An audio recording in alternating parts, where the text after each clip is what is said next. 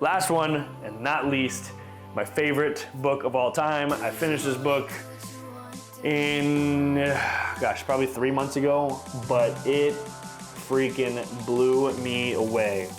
This book is called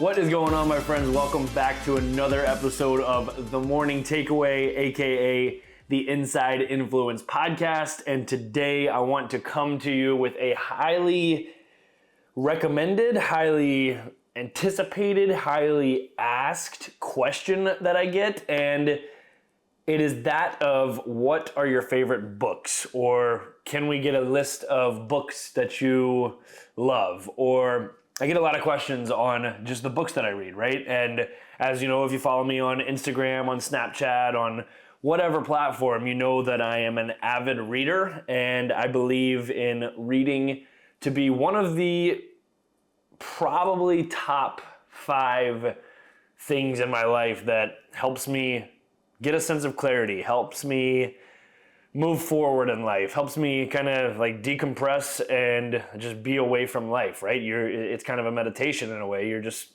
all your focus is on that page, right?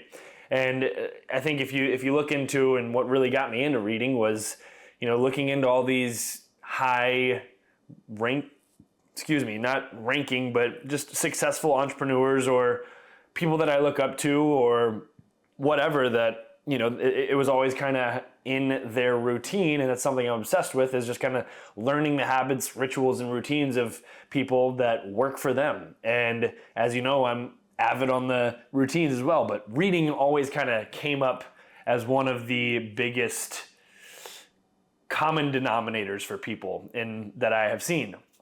And I don't think that's to any surprise, because there's all kinds of research that shows, if you read every day, right? Like there are studies that show you are able to enhance your cognition or enhance, it's kind of the art of life. Like, how can we continue to learn and continued education? And so today I want to, get into my quote unquote top 5 favorite books that are on my bookshelf. And to be honest with you, I have hundreds, and I just did a quick glance. These were the first 5 that came to my mind.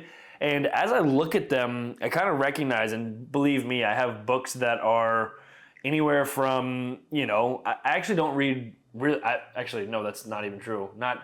Don't read very much I don't read any fiction at all, which is, honestly, I should probably read more, because I do like the idea of like your brain getting into this other realm of like creativity, right? It sparks this whole imagination. So, but that said, I've never read Harry Potter. I've never read any of, I just haven't gotten into it. But if you have any good fiction series, books, anything to recommend in the comments, let me know. I'm big into the self-help / self-growth mindset, financial books, nutrition books, personal training, anything that has to do with physiology, the body, the mind, our overall, there's a book called Sapiens. It didn't make the top 5, but I think his name is Yuval Harari, and he does Sapiens, Homo Deus, and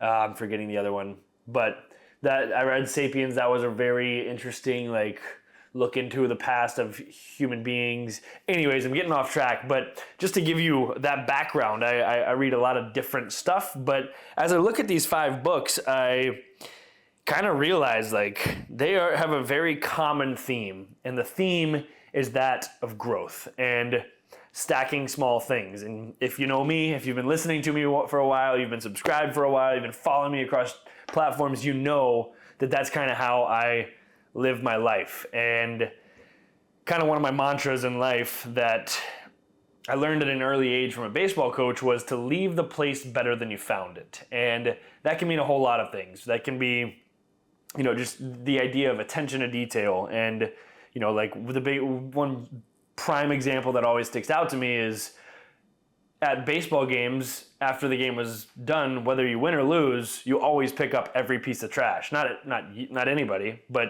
if you're doing things right, in my opinion, you are picking up every piece of trash and leaving the place better than you found it, because that's a standard you set for yourself. And those kinds of things compound to make you, in my opinion, it just transfers across your life and how you live your life, right? And that's totally, completely off topic, but that idea kind of comes through in that mantra, and my perception of life and how I kind of go about my life comes through with kind of the overarching themes of these books. So without rambling on for too much longer, I want to, in no specific order, I actually am going to save my favorite for last. The number 5 book is definitely, it overtook one of the ones in the first 4 as my favorite book of all time, and I'll get into it, but no particular order. Number 1 right here is Atomic Habits. So this one is by James Clear, and it says an easy and proven way to build good habits and break bad ones. Tiny changes, remarkable results. This one is a super, super easy read. It's honestly one of the first books that I read when I first kind of started, really getting into the whole idea of, stacking and the compound effect. And if there's one big takeaway, and that's kind of what I'll do from each of these books, my biggest takeaway from this is that compound effect, and that your habits create your life. And if you can master the art of a habit, and in this book, it breaks down, like there's a whole myth around like, hey, it takes 21 days to build a habit. It's like, it's something more like 60 something, 66 or something. It's been a while since I've read this book, and I should honestly go back and read it. But I have this thing highlighted like crazy. But this book is a great, just kind of Kickstarter, give you a little motivation to, get habits in order so that you can ultimately create the life that you want to live, and I think that's kind of vague, because it's not going to give you, right? Like it's telling you to take action and helping you take action in order to get there, right? So Atomic Habits, James Clear, that's number 1. Number 2, we are going with A Man's Search for Meaning by Viktor Frankl. Frankl, however you say it, whatever you want to say it, says more than 12 million copies in print worldwide. Pretty sure this quickly turned into, obviously, and numerous amounts of languages that this was interpreted to. And basically what this book is about is a survivor from the Holocaust. And he basically touches on his quote-unquote search for meaning and living through the most excruciating, unimaginable events of life and suffering. And my biggest takeaway was honestly that no matter how bad the suffering is that you are going through, and everybody's forms of suffering are going to be different, if there is some slight sort of hope within you, then anything is possible. And that was something that was super powerful to me reading through this book, as he endured literally the worst conditions ever. And historically, right, like we all know what these people, we don't know what they went through, but we've heard and we know the stories. And this, he tells his experiences, and it's very, if you can handle it, it's very in depth on those experiences and the relationships within the concentration camps and all of the different experiences and his outlook on them. And it's just super powerful to hear how he navigated it mentally and emotionally to end up surviving it. And so yeah, that's a really cool book if you're interested in kind of a historical view of the world and how it can relate to even just your day-to-day mindset. So, Man's Search for Meaning, Viktor Frankl. Next one, which for the longest time, and it was another one of those common denominators of the people I listened to, was my favorite book of all time, Think and Grow Rich. Wow, this one's heavy. I forgot how heavy this book is. How many pages is this? It's only like 242. But Think and Grow Rich by Napoleon Hill. This book was written in 1937, I believe. And I'm not doing this in any particular order, but this would be my number 2 favorite book. It's written in 1937, and that's important to know because if you read this book, it is mind-blowing to read his breakdown of a mindset and what goes into our thoughts and the acceptance of thoughts. And that's actually my biggest takeaway that I'll hit on in a second, but it's mind-blowing because he talks about this in a way that you feel like he's talking about your life and the world around you right now. So with that said, these same kind of principles that he talks about are kind of, it's so consistent throughout time.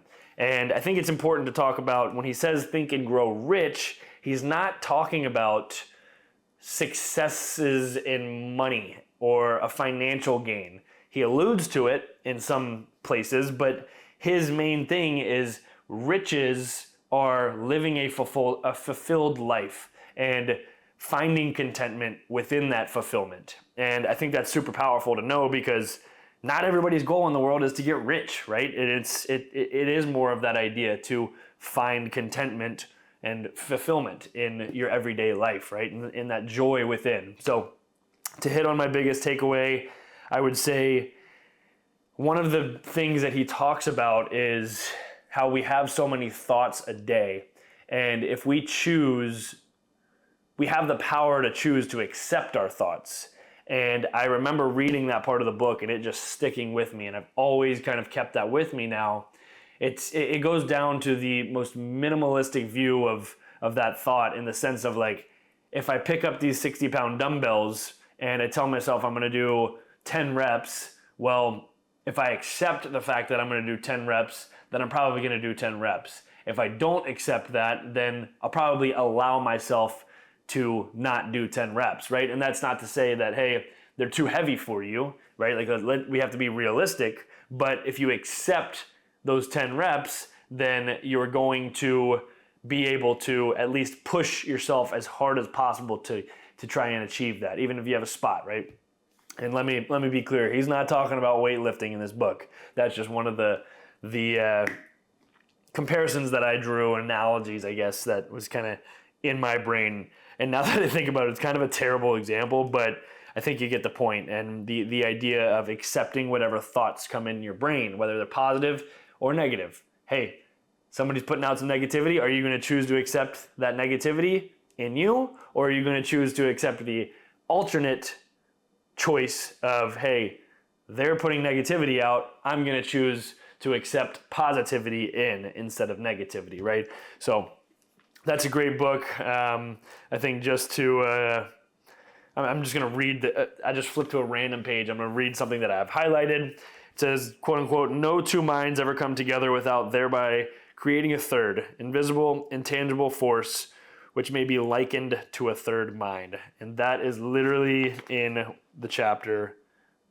No, it's not. It's the coordination of effort of two or more people who work toward a definite end in a spirit of harmony. Oh, wow. This is the driving force, the ninth step.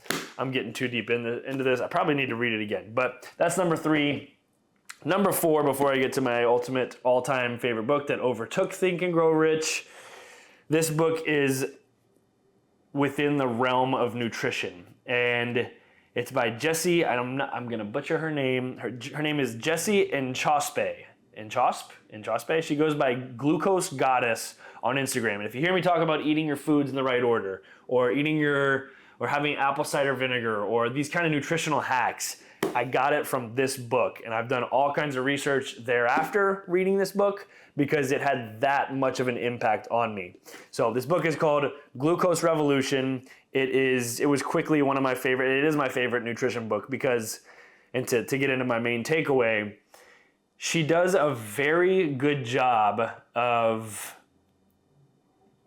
drawing the boundary between, hey, I really like chocolate and I'm not going to stop eating chocolate. I'm not going to live my life in a way that I only have to eat the quote unquote healthiest foods, right? I'm still going to enjoy some of the foods that I want to enjoy and not feel guilty about it. And that was one of my biggest takeaways, not only from that kind of mindset shift, but because she provides hacks and little ways to combat that. And if you do have these cravings, she provides those hacks. And I just said the same thing twice over again, but I was reading the front of the book. It says, stop cravings, get your energy back, feel amazing. She tells her whole story about basically she got in this car wreck and just hating life and all this, you know, a really cool life story. And it was her path to getting her energy back. And like most of society, we go through life where we eat and we have a crash and we don't know why at 2, 3, 4 o'clock we're not feeling energized, or we eat something and 20 minutes later we're super, super tired. And it's really interesting to dive into like why you should eat greens first, and why do restaurants in America bring out the bread first, but anywhere else, like in Italy, they'll bring the greens first. Well, there's a reason for that, and it's just really interesting, and can, you know, it's all about weight loss, mindset shifts around what we're eating and how to eat effectively and efficiently for weight loss, for a healthier outlook on food and relationship with food, and ultimately living with clarity. So that's that. It's incredible. Glucose Revolution by Jessie and Chospe. She is Glucose Goddess on Instagram. By the way, I have no affiliation, obviously, with these books. I'm just showing you what I realized for a second, it almost sounded like I was kind of like endorsing these. I don't know. These are just the books that I read. So last one, and not least, my favorite book of all time. I finished this book in, probably 3 months ago, but it freaking blew me away. This book is called The Untethered Soul, The Journey Beyond Yourself by Michael A. Singer. Actually, I believe Michael Singer was, what business did he start? WebMD maybe? No, I don't remember exactly what book. He's an incredible businessman, but what goes into his work is beyond what's on that surface level of his businesses. It's what's within him, and he puts that into this book, and it's the easiest read ever. And my biggest takeaway was the idea of the energy in the world that we put out, take in, and whatever we choose, again, to accept, kind of like Think and Grow Rich, to be open to different energies in the world and how it flows through us versus what hangs us up. And maybe there's a thought, maybe there's an energy, maybe there's a circumstance that happened to us and we get hung up on it, and how that energy builds up and builds inside us to ultimately affect everything about how we're living our life. And he just really breaks down and gets super deep. This was one of those books that I would read something and I'd be like, wait, I got to go back and read that and like digest that again, because there was so many of those just like whoa moments, because he puts it into this super easy context to understand that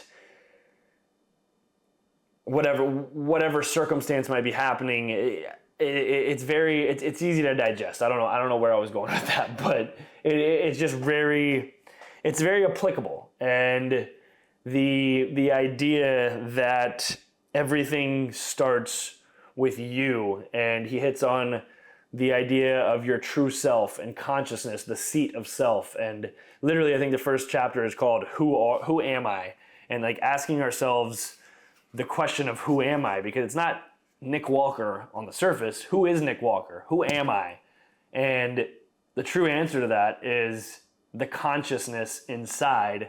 And if we can, this is another takeaway, if you can step back, and it has a lot to do with meditation, finding a center, but if you can step back and notice what you are noticing, then you ultimately have the power to grow, to move on, and I don't know. It's super powerful. I don't know. I'm getting kind of emotional thinking about it, but yeah, no, that was chapter 3. Who are you?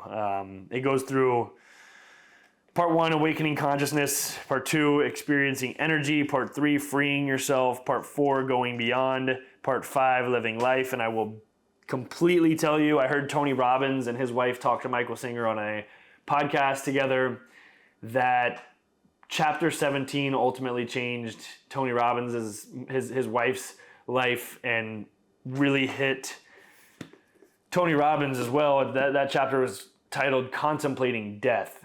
And when I got to that, I was really looking forward to that chapter when I listened to it, or when I listened to them talk about it. And then when I read it, I was like, wait, I have a whole new perspective on life. And it's not, it sounds very negative, but it's this beautiful way of looking at death and life in general. And I don't know, that's my favorite book of all time. And until something conquers that, I'll let you know. But those are my 5 favorite books, my top 5 on my bookshelf. And that was, kind of quick glance. If you want me to, if you enjoyed this kind of episode, I'd be happy to go through more books on the bookshelf. Because I do enjoy reading, I enjoy talking about the stuff that I read, I enjoy applying the stuff I read, and that's kind of a big takeaway, because if we can't apply the things that we read and learn, really what good are we doing for ourselves, right? Excuse me. But that's what I've got for you today with the top 5 books on my bookshelf. So I'm going to go through, whoa, that was crazy. I'm going to go through a random question, and I just click the button and it says, what's stopping you? Now that can be a very loaded question. Like, what's stopping me right now from stopping this podcast? I'm about to go on a walk with my friend Mitchell, and I told him it would be at 4 o'clock, but it's 4:05. Anyways, I don't know. What's stopping me? What's stopping me from what? I could answer that question in a lot of ways. What are the top 3 qualities you admire in others? Number 1, kindness. Number 2, truthfulness or honesty. And number 3, I would probably say, oh my gosh, kindness, honesty, maybe some kind of, I guess empathy could kind of be with kindness, but another quality I admire in people is when, and I don't know what the right word for this would be, is when they have a sense of standards. They are grounded in their standards and values, morals, ethics, and you can tell that they have a strong feeling around that, So that's my best answer for that question. I could probably go on and on and on with that because I like people, but that is what I have for you. If you enjoyed this, if you maybe want to read one of the books, let me know if you end up reading one of them. Maybe you have read one of them. Tell me one of your takeaways in the comments. I'll be happy to have a conversation with you in the comments. I appreciate you watching. Don't forget to like, comment, subscribe, and hit the bell icon so you're the first one to see my videos. That's the end of my YouTube sales pitch. Have an awesome freaking day, and don't forget to smile.